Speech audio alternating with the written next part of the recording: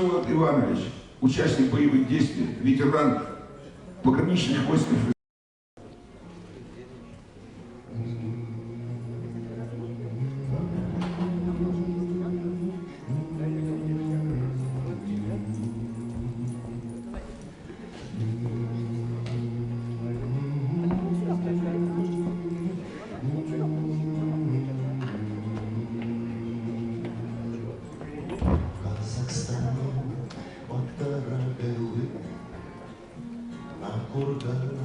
И солнце костры, там в степях, где свобода всегда долгожданная, среди стаи матерых волков, где нет слов, человеческих слов, рос мальчонка, и жизнь-то была очень странная.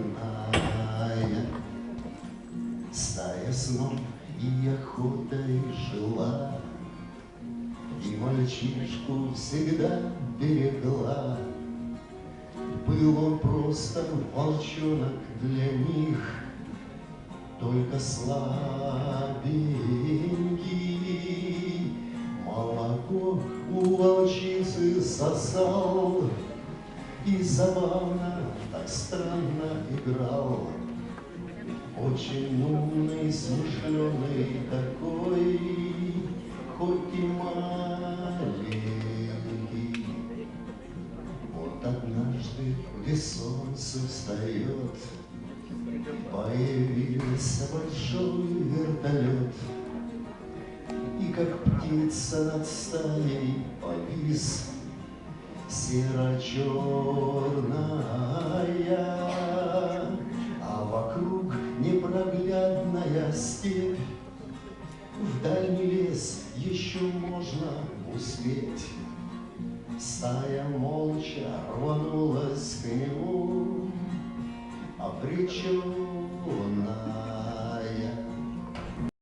У волков ведь не как у людей, в одиночку спасаться не смей. И мальчонку они одного не оставили. Умирали от огненных ран, а заря опалила курган. Алой кровью омыла песок, чуть разбавила. В лес из стаи никто не успел, вертолет черной птицею сел, над убитой волчицею выл мальчик маленький. Если бы вырос он вместе с людьми. Сегодня день авиации. И сегодня здесь мы познакомились с замечательным человеком, с майором. Представьтесь, пожалуйста. Демиров Вячеслав Иванович. Откуда вы?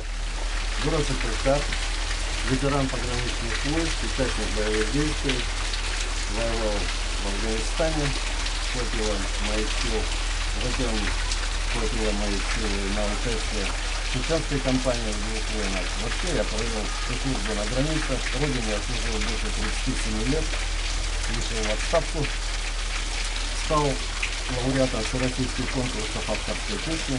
Этим делом я очень увлечен.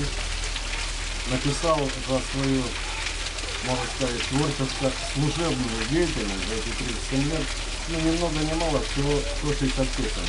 Но на этом не останавливаюсь, продолжаю писать песни. Вот. И это дело мне очень нравится, очень. И уважаю тех людей, которые пишут стихи, пишут песни. Тем самым они свои высказывают, имеют возможность высказать полностью свои эмоции. Вот я, например, высказываю свои песни, эмоции в отношении к войне.